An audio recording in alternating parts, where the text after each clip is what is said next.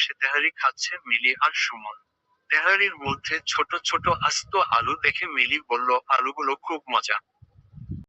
কিছুক্ষণ পর মিলি দেখলো সুমন খাচ্ছে আর তার নিজের প্লেটের আলুগুলো সে নিজে না খেয়ে মিলির প্লেটে তুলে দিচ্ছে।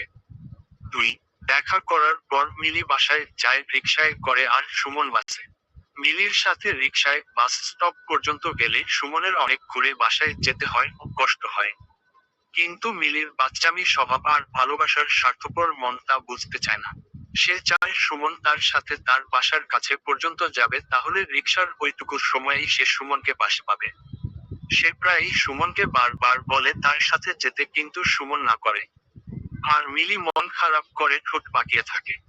কিন্তু প্রায় দিনই মিলি কিছু দূর যাওয়ার পরে সুমন মিলির মন খারাপ দেখে নিজের কষ্ট ভুলে ফোন করে বলে, দাঁড়াও আমি আসছি, তোমার ওইখান দিয়ে যাব।